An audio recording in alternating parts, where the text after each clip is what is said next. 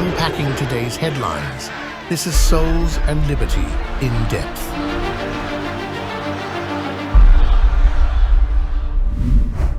Hello, everyone, and welcome to In Depth, a production of Souls and Liberty brought to you in partnership with MyPillow.com.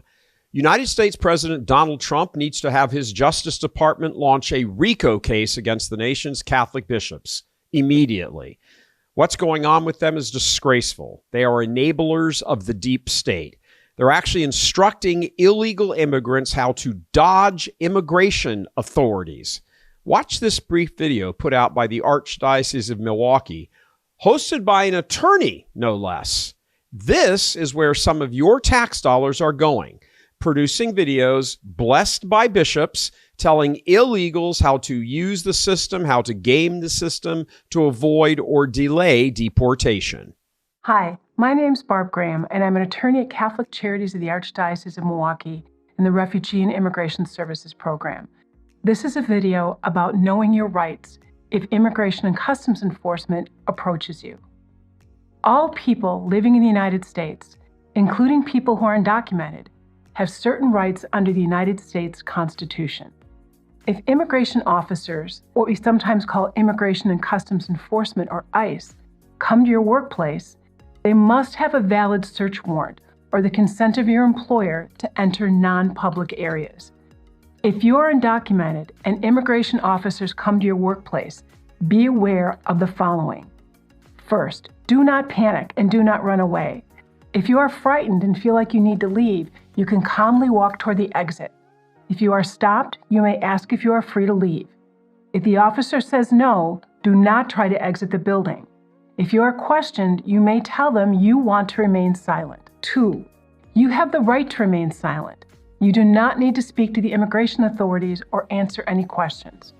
If you are asked where you were born or how you entered the United States, you may simply refuse to answer or remain silent. If you choose to remain silent, say so out loud.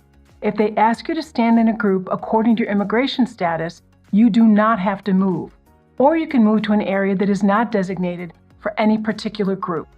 You may show a Know Your Rights card to an officer that explains that you will remain silent and you wish to speak to a lawyer.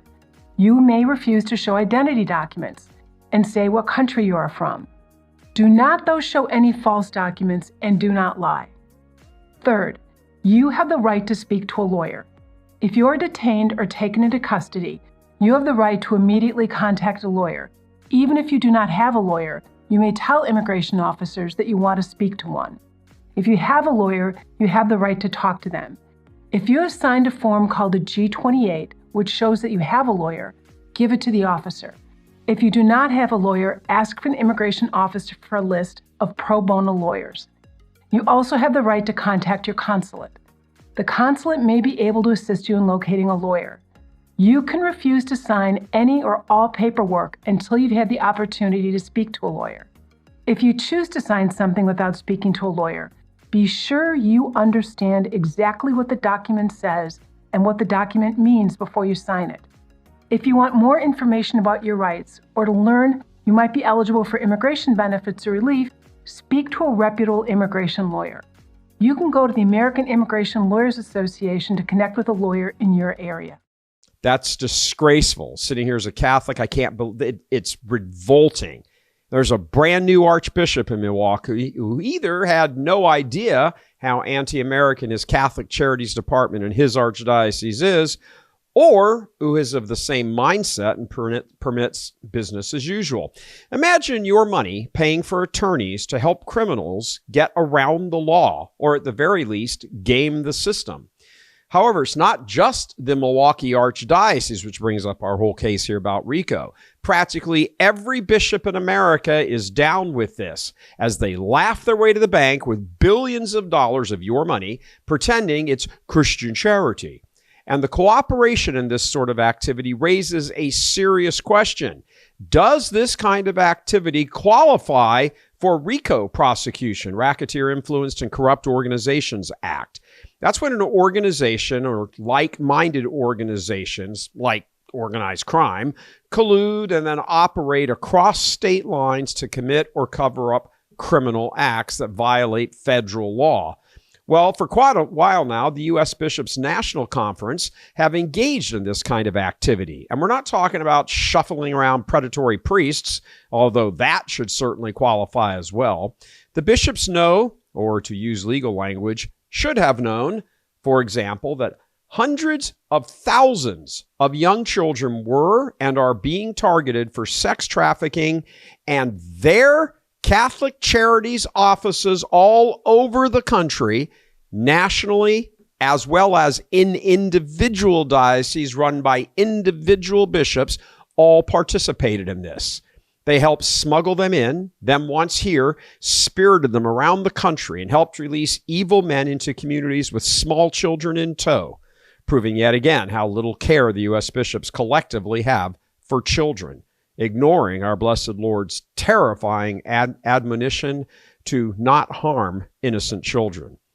For too long, way too long, the U.S. bishops have been in bed with the deep state monsters, and while they have suffered in many ways, children have perhaps been the most harmed, from being aborted to raped to sex trafficked. And what's most disgusting of all, the bishops collectively have made a mint doing all of this with your money. They collude with each other, plan political strategies, engage lobbyists, have legal teams that write statements defending these horrid actions, dressing them up, of course, as Catholic social teaching, which they are not. They're not even close. The Democrats, the deep state operatives, the legacy media have each been caught off guard by Trump's speed and his resolve to end the evil in America. Well, the time has come for the U.S. bishops to face the same consequences. Drop some shock and awe over at USCCB headquarters. Okay, on to today's focus. We've talked a lot about common sense and natural virtue, and that's exactly what is ascendant in the U.S. right now. For example, well, this is a country founded by immigrants.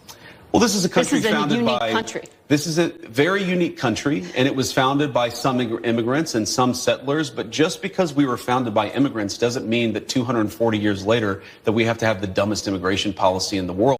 Yeah, common sense flowing out of the mouth of the Catholic Vice President of the United States. And there are many, many more examples of all of this. A Catholic common sense vibe shift taking place all over Washington, D.C. Joining me now to talk more about all of this is our very own Stephen Wynn. Stephen, how you doing, brother? Doing all right. Thank you. You know, as we cast this as Catholic common sense, let's back up just for a second to the big picture. And, you know, what do we mean by this? Natural virtue, common sense, natural law written on men's hearts, by Almighty God. The church has espoused all of this for 2,000 years, actually. So let's do just a little bit of philosophy, theology here. Nothing too deep, just kind of on the surface, and then get into the application of this we're seeing right now during the let's call it what it is, revolution in Washington, D.C. Yeah. Simply put, it's every human being, whether Christian or not, has an innate understanding of the basic tenets of right and wrong. For example, we throughout human history, pagan societies have recognized that it's wrong to murder a human being, and even though they didn't have Jesus, basically, today. Probably very few of us could accurately expand upon the definition of the hypostatic union, for example. But we all understand basic right and wrong, and we've seen this, the application of this, the manifestation of this, just in the past few months, when millions of Americans who, they, whether unchurched or moderate Democrats, whatever, they recognize that something is dreadfully wrong in this country. And so they ended up voting for Trump, many for the first time, casting a ballot for a Republican candidate. Perhaps they can't articulate exactly what's gone wrong, the fact that we've lost our moral foundation, severed ourselves from our Christian roots, but they understand that something is amiss, and that really is a reflection of natural virtue, the natural law within them. Yeah, I think it's important for people to understand that, when we're talking about Catholic common sense, we're not talking about necessarily about Catholic teaching. There are Catholic teachings, hypostatic union, internal spiration in the Trinity. I mean, these are all sort of theologian type levels of discussions. That's not what we're talking about. There are even more basic, prime, philosophical, eternal logos, order of the universe issues that the church sits on and is imbued with, because the same Christ that is the eternal logos also founded the church. So there is this conflation, correct conflation. So many of the church's teachings, worldview, emanate from these truths that, man is created in the image and likeness of God. That's not a church teaching. That's something that's a pre-existent to the existence of the church, but the church now espouses as a teaching, but not something it kind of arrived at. It's just, oh yeah, this is the way things were. And again, I love using the example because it's so clear. Mankind did not invent mathematics. Mathematical, arithmetical truth existed, and man discovered it. Well, that's kind of how some of these things work in the teaching of the church. So when you've got Catholics like J.D. Vance and Tom Homan and Mark Rubio and John Ratcliffe and all these guys, the new appointees from the Trump administration, they don't have to sit around and talk about, the Christological nature of this, or, how does the hypostatic union work, or what did Trent mean, or I'm sorry, what did Nicaea mean, which, by the way, is 1,700 years old this year. How the Council of Nicaea defined that Christ is consubstantial with the Father. That's not what we're talking about. We're talking about all of the truths that the church enunciates that existed prior to the church. And the law written on man's heart by Almighty God is one of those. And we call it what you want: common sense, natural law, all of it. So that's what we're talking about. And these guys, and many more to come, are breathing that out, whether they realize it consciously or not. All of this is undergirded by Catholic teaching, and even to the degree that various non-baptized Catholics, non-baptized Christians, various Protestants and evangelical sects and all that, they accept these teachings. They accept these pronouncements by the church, again, whether they consciously realize it or not. This is wrong, this is right. That's, and the church includes that in the philosophical framework and the theological pronouncements that she makes. So that's where we are with this. When you've got good Catholics populating Trump 2.0, you're going to get a lot of natural law, aka common sense. So we're going to talk about all of that right now.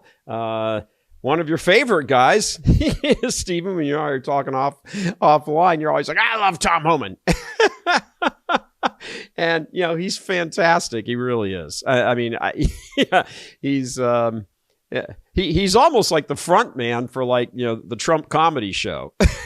He's like, yeah, that's just the way it's going to be. Screw you. Yeah.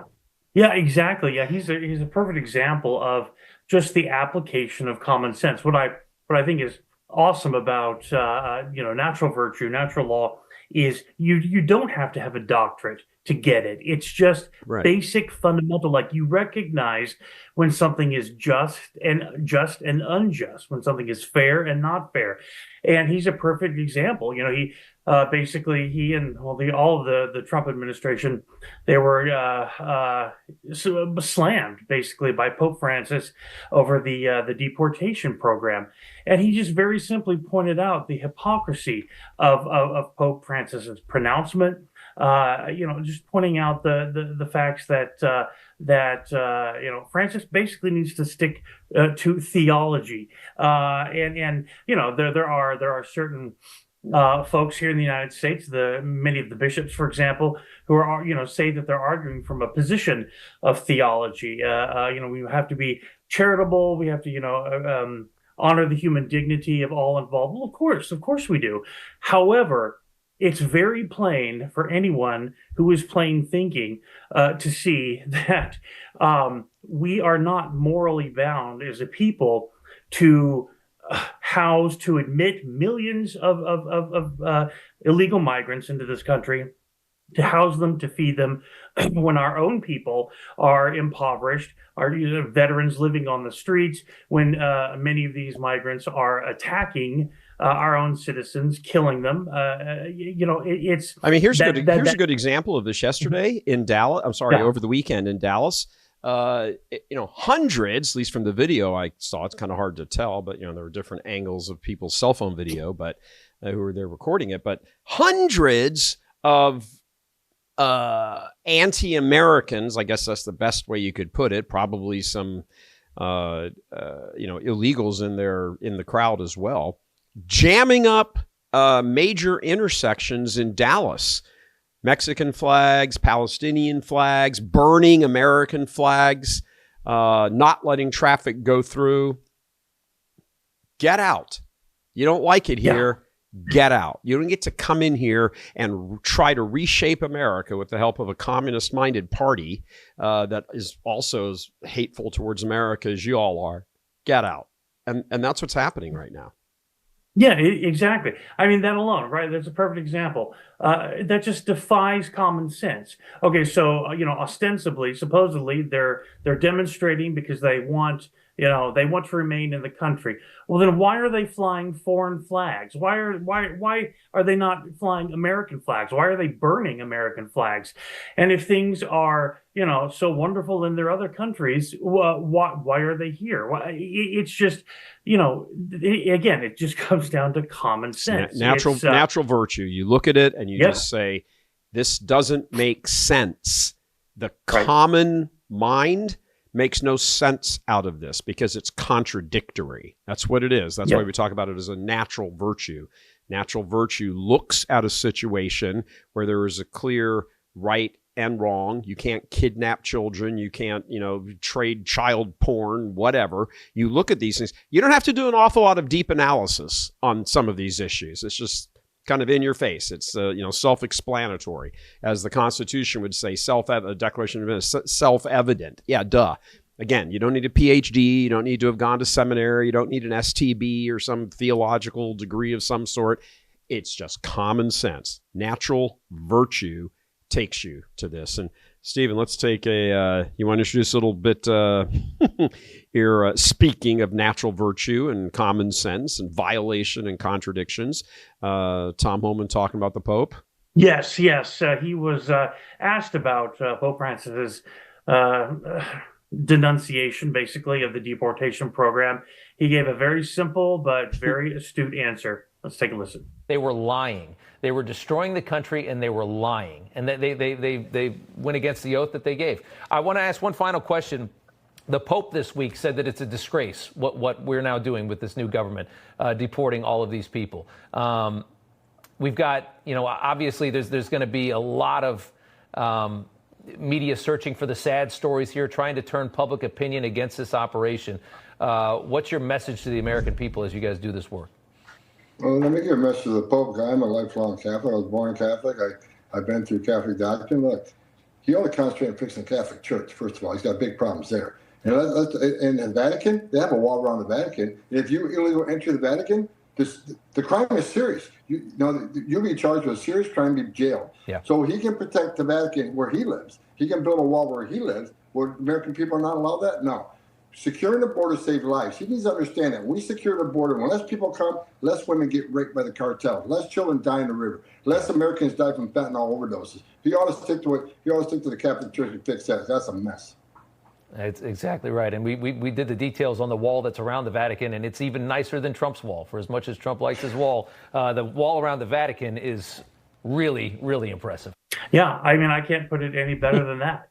Tom Homan is a Catholic. He gets it. Pope Francis, head of the Catholic Church, apparently not. And that's really what is frustrating so many Americans right now. The Catholic Church, literally the Catholic Church, that phrase today is trending on X because of the pronouncements of the U.S. bishops.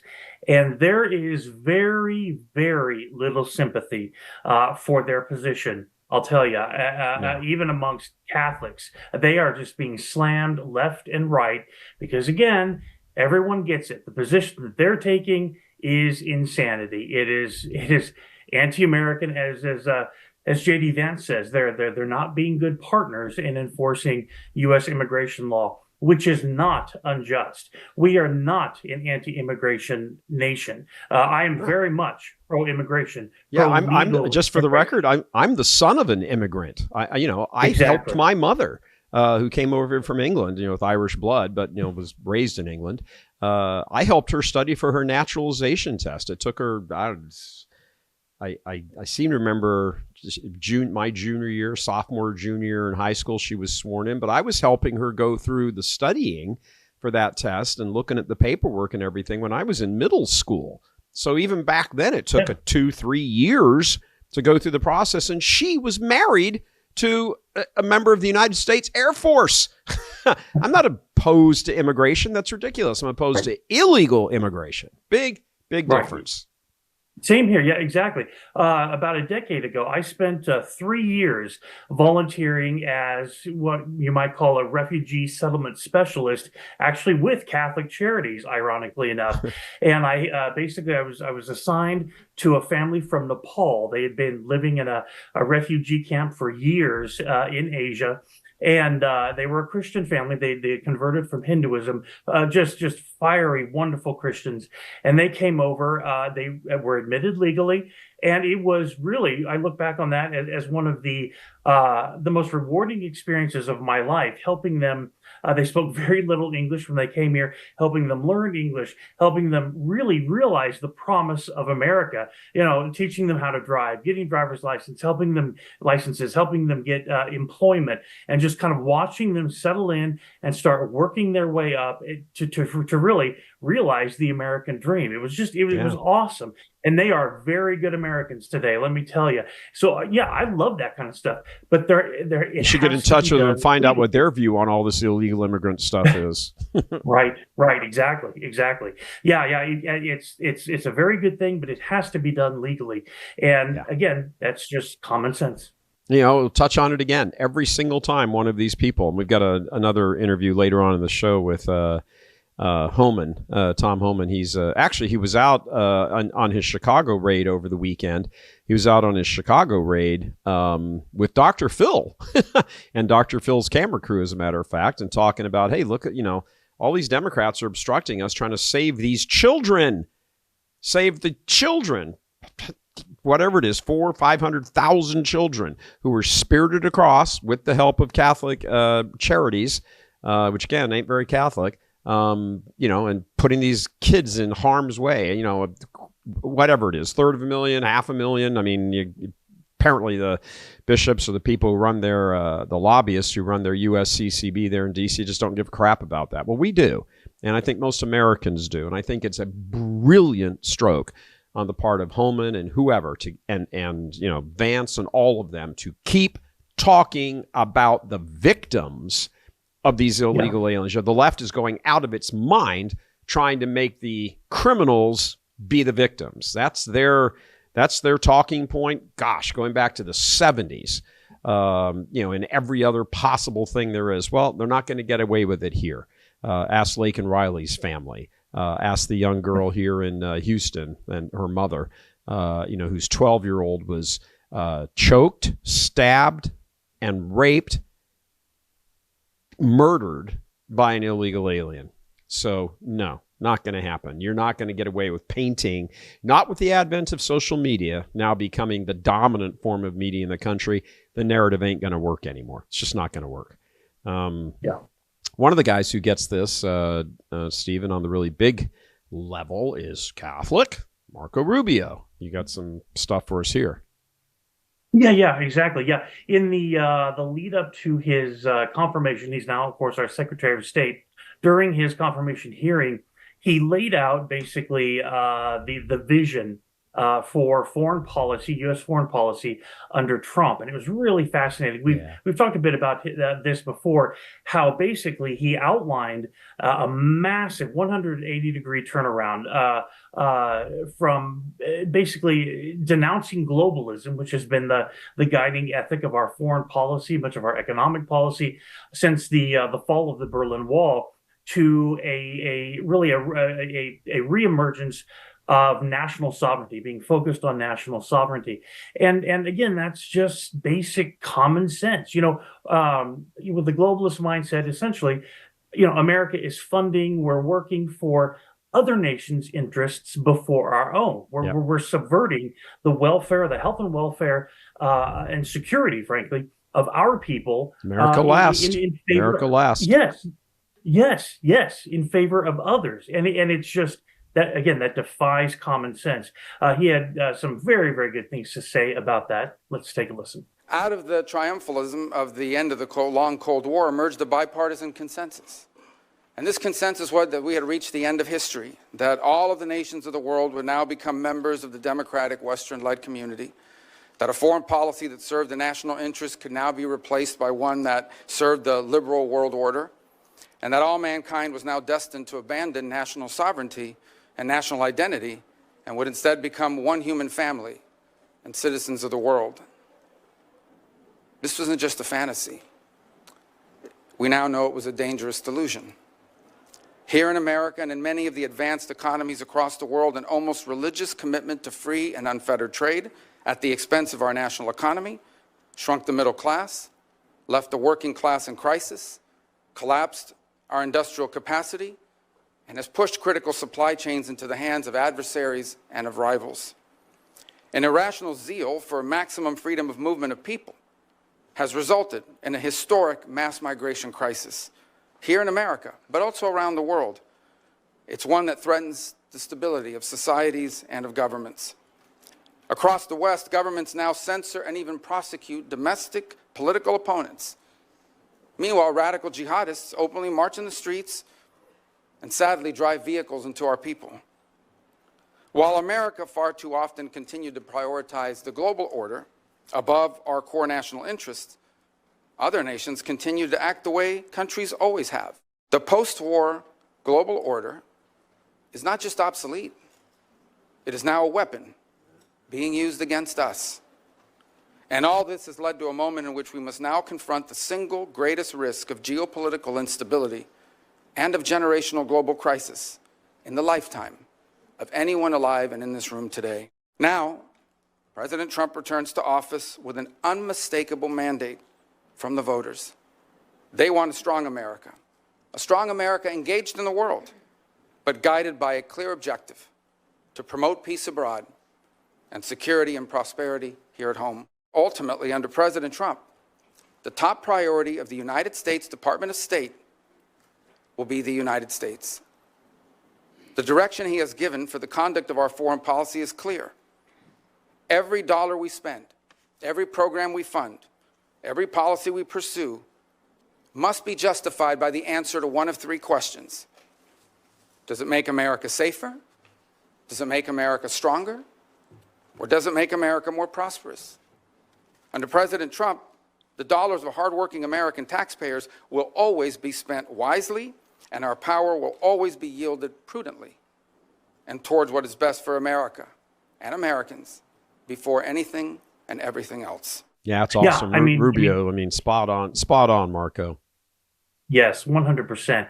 And since taking office as our chief diplomat, he has put all of that into practice, and he's been a real bulldog. It's been really cool to watch. He's before he was perhaps considered not exactly a lion, but he's acting as such. He under kind Trump. of had the It's really good persona to of see. kind of like a cub. He's like a cub in the den.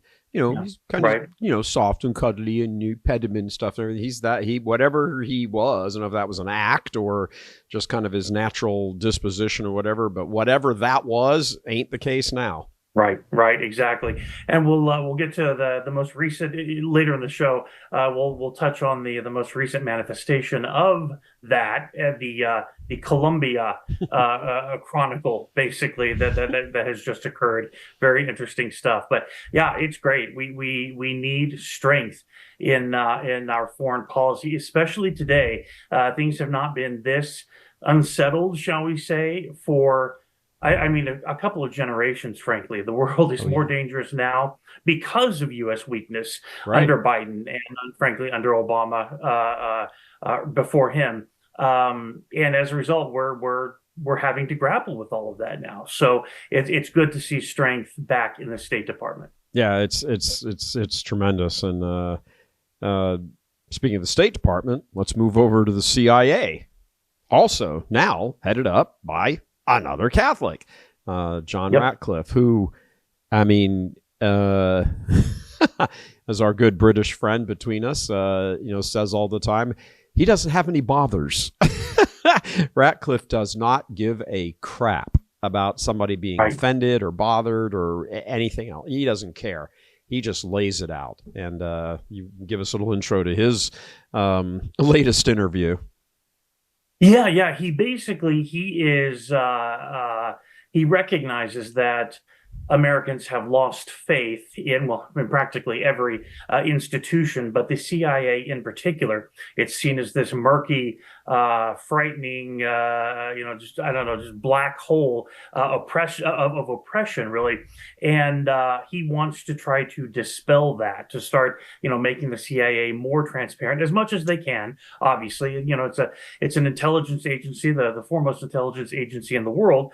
So there's only so much that they can reveal, but he took a big step toward, truth-telling, transparency by releasing, I think it was on his first day, confirming that, as we suspected, as we had thought, the COVID virus did indeed come from a lab in Wuhan. It was not from a bat in the wet market next door. That a kid ate. Right, exactly. I tweeted out once, I don't know, it was a couple of years ago or something, I guess at this point, or something like, a kid eats the head of a bat in China and the whole world gets a virus. What? Right. Exactly. Yeah. Exactly. So I mean, it was very. The thing was that's fascinating about this. It just shows the difference between the Trump administration and the Biden. This information was confirmed while Biden was still president. Yep. And yet we didn't hear a peep about it. It took Trump coming into office and Ratcliffe taking the helm of the CIA for this to be unveiled. So let's listen to what he had to say. I had the opportunity on my first day to make public an assessment that actually took place in the Biden administration. So it can't be accused of being political, and it does assess. The CIA has assessed that the most likely cause of this pandemic that has wrought so much devastation around the world was because of a lab-related incident in Wuhan. And so we'll continue to investigate that moving forward. But I think it was important for the American people to see an institution like the CIA get off the sidelines and be truthful about what our intelligence shows, at the same time of protecting us from adversaries like China if they caused or contributed to this. Director, have you identified or concluded that lab leak was intentional or accidental?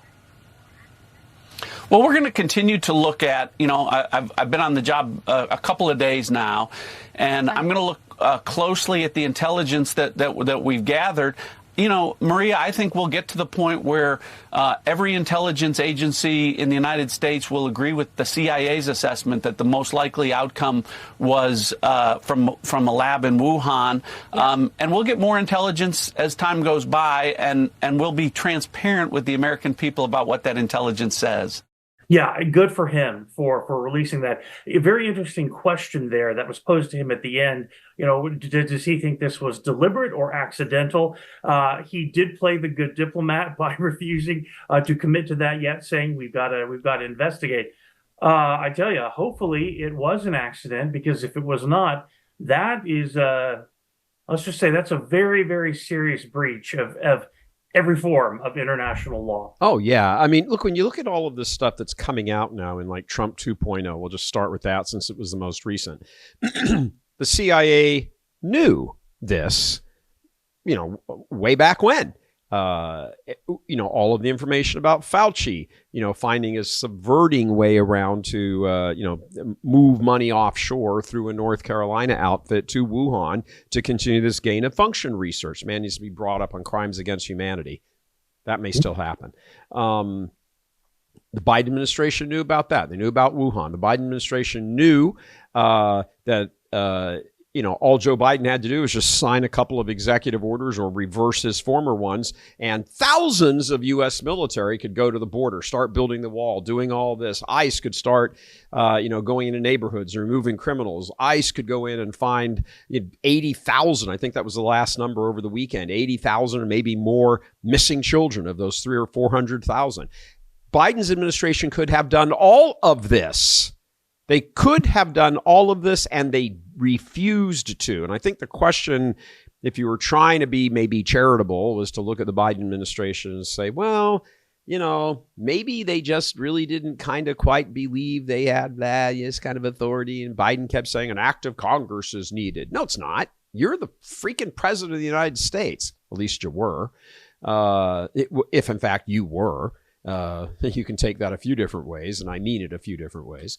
But you could have done all this stuff. You didn't do it. Nobody in your administration did it. Nobody encouraged you to do it. Nobody did it. And, Alexander Mayorkas sat in front of Congress and lied his face off, saying, we have no idea where these children are. Really? So how does Tom Homan find 80,000 of them in, 4 days? So they knew where the kids were. They knew who the offenders were. They knew who the sex trafficker, illegal immigrants were. They knew where they were. They knew who they are. They know what jails they were in. They know what prisons they were in. They knew what neighborhoods they were living in. They knew all of it. And they didn't do anything about it. That speaks to a willfulness, not just an ignorance. And that, they don't want to say that because that betokens evil and malice on their part. Even including children, but I've said it for years, ever since all the way back at the beginning of St. Michael's media days. They kill children. If you will kill children, there is nothing you won't do. Anyway, we're going to take a little quick break here, and when we come back, we're going to say, how's Trump doing? How's it look so far? We'll have an answer to that question. If you like what we do here, how we do it here, what we say here, all of that, please click on the donate button that's on the screen there to, help us out, help us keep doing what it is we're doing. It's all very important work. It's not just looking at political stuff, which is important, but it's looking at the underlying spiritual, philosophical, theological tapestry of all of this. We are body and soul. We are soul in the spiritual realm, obviously, exercising our liberty, that is part of our spiritual nature, in the temporal order, in the temporal play of affairs. They come together in human nature, and that's what we're all about here at Souls and Liberties. I'm going to step away for one quick second. Let us hear from MyPillow.com. We'll be right back. This past year has been one of the hardest in MyPillow's history. It's because of you that we're making it through. My employees and I want to thank you for your continued support by extending our wholesale prices on classic MyPillows. Get standard classic MyPillows only $14.98. I can't believe I'm even saying that. Only $14.98. But it gets even better. Upgrade to a queen size MyPillow for just $18.98. King size only $1 more. Get my body pillows $29.98 and multi-use MyPillows for only $9.98. So go to MyPillow.com or call the number on your screen. Use your promo code to take advantage of these wholesale prices, including my standard size MyPillow, originally $49.98, now only $14.98. Queens $18.98, Kings only $1 more. Not only that, order $75 or more, ship absolutely free. From all of us here at MyPillow, thanks America! All right, everybody, welcome back here. We're going to take a look now. Look, Trump's moving so fast. Babylon Bee headline said, I think it was Monday, said, media asks Trump to take a day off so they can catch up and catch their breath. That's certainly true. So, he's been in office a week, a little over a week. What's the, what are the numbers? Stephen, let's take a look at this. Let's take a look at the big numbers, and we're going to dig down a little bit. The overall spread, I'll put my glasses on here for a second. The overall spread is Trump's approval rating is plus 18. Look at that there, plus 18. And what I like about this information from the big data poll, that's the source of this, is how it breaks it down by region. In the country. It's not just, I think that's significant. Stephen, when you take a look at the giant margins in everywhere in the country, except on the two liberal coasts. And then even there, he's almost more approved of than disapproved of there. Look at the Pacific. Yeah. I mean, it's essentially, the whole West Coast, left coast. It's only, excuse me, it's the disapproval rate is, it's really not that much. I mean, 1.2.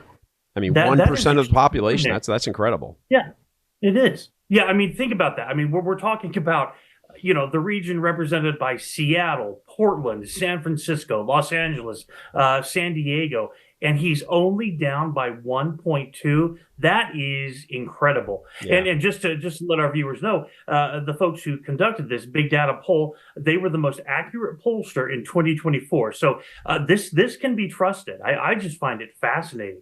Yeah, and when you go up to the top of that, underneath the big headline, but again in the regional section, look at New England. Yeah, 2.3. Right. That's it. Yeah, he's only trailing 2.3. Yeah, I mean we're talking like Boston, the People's Republic of Vermont. It's the most liberal part of the country. Yeah, I mean New York City, New Jersey. I mean, Rhode Island, Connecticut, Blumenthal's home place. Massachusetts, Elizabeth Warren. I mean, really? Yep. You're only trailing by 2 points in that whole northeastern, again, People's Republic of New England. I mean, that's pretty much what it is. And then, then look at the giant margins in everywhere else in the country that Nancy Pelosi probably regrets labeling as flyover country. Look at all this. 15 in the Mid-Atlantic. What's the Mid-Atlantic? I mean, that's Virginia, North Carolina, down to South Carolina to a degree. I know South Carolina kind of tips into the southern part too. But I mean, really, that's Maryland, Virginia. Really, these are big, giant numbers here. East, North, Central, 14. I mean, call it 15 points. West, North, Central, 20 points. South Atlantic, 28-point approval rating. East, South, Central, 45-point approval rating. I mean, these are just off the charts. So, you just look at all of that, Stephen, and I think look, the Democrats are looking at these things too. They got to be wondering, how in the hell do we get back in 2026? Like, can you come back from oblivion? Yeah, it's certainly happened before, but at this point, it's like the other team has such a great lead on you. There's not an awful lot you can do. The other team's been able to run the ball down your throat. You haven't been able to stop them. You've got to hope that they fumble. And at this point, it really looks like that's what the case is. I mean, if you think of this as communists versus patriots, because ultimately that's what it is, on a political scene. There's more to that. It's, God and anti-God and all of that stuff. But, on the political scene, you got to hope that something blows up huge, like Trump makes a misstep, fumbles the ball somehow. And, I don't see that happening. I just don't think you see the Heisman Trophy winners. You keep following the college football analogy. I don't think you see the Heisman Trophy winner come out in the national championship game and throw 6 interceptions.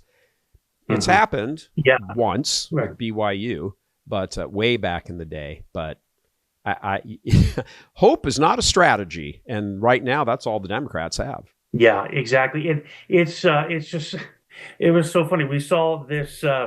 Them really sort of unmask themselves in the past 24 plus hours. They're looking for any opportunity to savage Trump, to try to pull him down from these lofty heights. And with the whole Colombia affair, basically, we came very close to imposing massive tariffs on Colombia, and they were going to retaliate. Their president, Gustavo Petro, said he would retaliate. And then AOC comes out, Ana Navarro, a lot of big leftist names came out and said, "Oh, Trump is, because of his bumbling, his wicked diplomatic, international fumbling, we're going to have to pay more for coffee." And yet, and by doing that, they just exposed what just garbage people, what monsters they really are. Very quickly, immediately, frankly, conservatives came out and said, "Okay, so you would rather have criminal elements, millions of criminal elements in this country, trafficking children by the hundreds of thousands, than pay $1 extra for your latte." Right. Free to rape and kill women, as they have done many times over, because you don't want to pay $1 extra for coffee. And again, so that blew up in their face. And here was a funny thing also. Anna, Navarro, whatever her face is, she was like, "Oh, and Valentine's Day is just around the corner." And like, I don't know, whatever, 70% or whatever of the flowers and all the floral things come from Colombia. You know why that is? You know why Colombia has all that? Because most of the flowers used to come, floral arrangements, all the flowers that go into floral arrangements or FTD and all of that. Most of those used to come from the lush Central California Valley.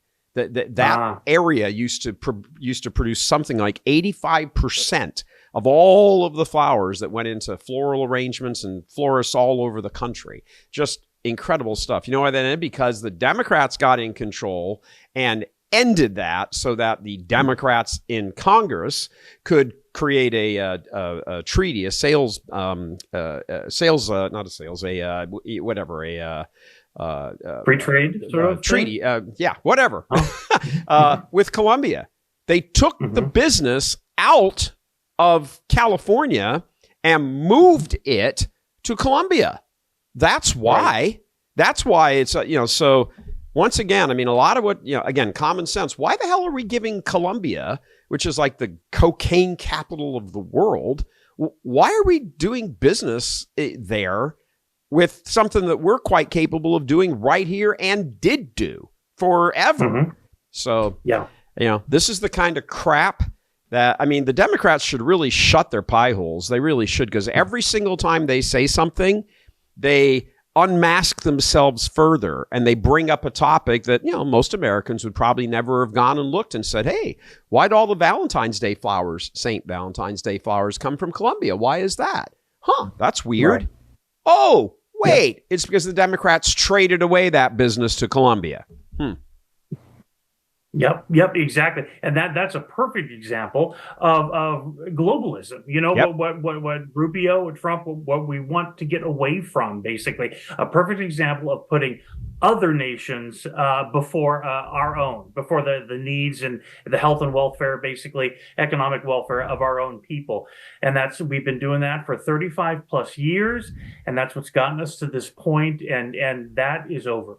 Yeah, this is the giant recoil back in the face of the whole globalism worldview and everything. And, and Stephen, just ticking off a few other things, in the last, roughly 48 hours on Sunday, Trump just released a thing, goes, "That's it. No more federal funding in any way, shape, or form for abortion. Done. Over with. Not at overseas hospitals, not at American military places, nothing, not VA, nothing, zero. Absolutely done. It's over with. No federal funding for abortion." I mean, it takes the Hyde Amendment used to be just Medicaid funding for abortion.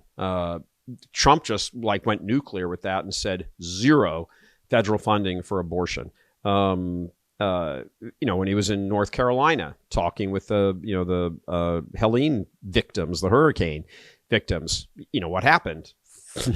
4 months of Democratic crap got revealed there, because Trump shows up and goes, "Let me see what's going on. Let me talk to you." It wasn't even a press conference. It was an interview of residents that the press was shooting. He wasn't real. I mean, he was kind of answering press questions, but not really. The press was just there recording it. Then he hops on his plane and flies to Southern California, gets out, essentially does the same thing. There's all these residents in that warehouse thing that he was in, and he dresses down Karen Bass, the mayor of Los Angeles, and says, you can put out, fire with water. That's probably a common sense. Here we are again, common sense thing to do there, Karen. And It's he's ripping them to shreds. He is 100%. And it's beautiful because it is beautiful. Gavin Newsom, the smarmy, disgusting governor of California, calls himself a Catholic. He is not. He's not. Since Trump's visit, he has come out and issued a couple of state-level executive orders. He just issued one a couple of hours ago, basically suspending the bureaucratic red tape, the monstrous mountain of red tape that the Californians have to go through when they want to build a house. Basically, there's a group called the California Coastal Commission, and it's all the environmental stuff. You got to get permits and studies and all that. He's 18 months. 18 months. You buy a plot of land and you want to do something with it, improve it, add on to a house, tear part down, build it, reclaim your property after fire. 18 months. Right. Until you can do that. That's insane. It's insanity, and that's a huge reason why housing is so exorbitant out there, and they don't have enough. They don't have enough housing. It's just all because of just democratic mismanagement. But of course, he's coming out and proclaiming, "Look what I've done! I've done this wonderful executive order." But of course, everyone sees through it. It's like, after Trump twisted your arm, after Trump came out and said, "You do this," he held a fire hose to your head there, Gavin, because he couldn't hold a gun because your hair might ignite. Right. With all that oil in it. So it's wonderful to see. It'll be very interesting to watch how local Republicans in the Los Angeles area, Orange County and so forth, how they're able to sort of see if that can be advanced. Because again, the House Congress is very, very narrow. And what did Trump say? You'll get some federal funds as long as we get voter ID. Yep. That is, wow, talk about pressing your advantage. It is. I don't want to leave the common sense topic, Stephen, yet today without showing this little short clip that we talked about at the beginning of the show with Dr. Phil and Tom Homan out in, I believe it's Chicago, pretty sure it's Chicago, talking about, raiding the place and getting this one guy and how they got him and the whole bit and everything. And all of the kids, this guy was a sex trafficker. He's not just some guy who's like, I'm over here with my family and I want to live the American dream. He's smuggling kids in here. Of course, with, Catholic Charities turning a blind eye to all of it, and selling them, children, for sex trafficking. Let's take a look at this interview. Wonder where they go, who picks them up. This is who picks them up. This is who lures them out on the internet, and they disappear, or they get raped, and their life's changed forever. And he shouldn't even be here, but he's doing this. But they don't raise their hand and say, hey, there's somebody that doesn't even have the right to be here that's preying upon our children, and they don't tell you about it. Exactly. And this Governor Pritzker, and the mayor, they want to vilify the men and women of ICE. ICE saved children today. ICE saved children today. And it makes me angry. Governor Pritzker the other day went on the internet, social media, saying ICE was attacking our elementary school. He's scaring children. He's scaring the neighborhood, putting fear in the community. We're doing the exact opposite. We're saving children. Every sexual predator we arrest means more safe children. So God bless the men and women of ICE. As you've seen today, we're not sweeping neighborhoods. This is a target enforcement operation. We spend a lot of time investigating these people. We know exactly who we're looking for. So it's a target enforcement operation. It's the right thing to do. Well, let's talk about how methodical this was, because you guys had this man, this monster on the list, and they've been sitting on this guy for 2 or 3 days to try to get where he was and his pattern, and you were actually able to ping his cell phone and get him on the move so he could be picked up on the street, rather than if he got to his dwelling, wherever that is, and got behind a closed door, then he could have sat there and you didn't have the right to go in and get him if he sits behind that door, right? Not without a criminal arrest warrant, but that's exactly the point. He could have been arrested at a county jail, in the safety and security of county jail, by one officer.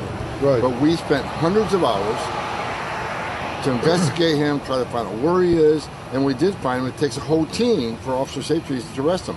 Right. It's not efficient. We could arrest many more criminals if you let us in the jail. It's just a lot harder to find these guys out in the public. These guys don't want to be found. They're in the wind. It takes a lot of investigative work to find them. Let us in the jail. Don't let them hit the street. It saves officers time. It's safer for the community. It's safer for the alien. It's safer for the officer. But spending hundreds of hours of investigation to find this guy when we could have got him in 5 minutes at the Cook County Jail. Good for Catholic Tom Homan. There he is. Yep. Boom. Yep, exactly. Yeah, good for him. That's just so eye-opening. You think that's just one case, and there are hundreds of thousands, millions across the country, every city across the country, this kind of thing is unfolding. What struck me in particular there too, he describes the obstacles that are placed in their way by local government, local democratic government officials. It could be like a 5-minute operation if they could just come in and arrest him, but they've got to do hundreds of hours of research, of tracking down, detective work, all of this kind of stuff. And it's early days yet, but that garbage, those obstacles that are just in the way, they have to be gotten rid of. And I hope that Trump will target all of that in the medium term, basically. Well, it's interesting that Benny Johnson, mayor of Chicago, I mean, he has been destroyed in those town halls, not by various conservative pundits on social media. He's been destroyed by blacks in their neighborhoods. When he goes in there and they start the town halls, they're like, "Oh, tell us what's on your mind." And they're like, "You suck. You've raised our taxes by, billions of dollars. You're giving it to illegal aliens. These people are threatening our neighborhoods and they're robbing." And I mean, I don't see how, honestly, I mean, it looks like the communist Democrats are just going to keep pushing this agenda of theirs. I mean, there's no relenting. There's nothing. They're still apologizing for it and trying to protect it.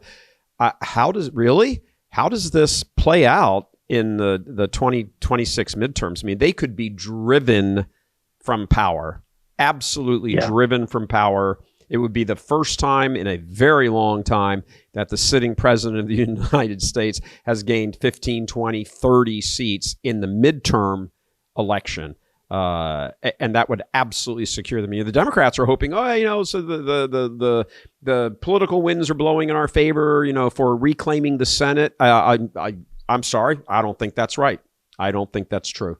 A lot of close races, the red states and stuff, but I'm blue states, but I mean, you look at this kind of thing. I mean, it'd be interesting just looking locally what happens in Southern California that we were talking about. Really, you think Democrats? A lot of Democrats own those burned down buildings, burned down houses. You think they're going to be like, I may not like Trump or blah, blah, blah, blah, but, hell with Gavin Newsom. I'm voting red. That's how these things happen. There is a gigantic political shift. And why? Because it's all common sense, which means natural virtue. Stephen, that's all we got time for today, brother. Great stuff, as always. Always good stuff. We're going to keep going on all of this because this is true. This is the remaking, the philosophical restructuring of the United States of America. And that is probably the dominant headline in the last 200 years. So, all right, brother, keep talking about it. Thanks so much for joining us. Thank you. All right, that's it, everybody. Coming to you from Houston, Texas. Yeehaw! Gary Michael Voris here for Souls and Liberty. God love you.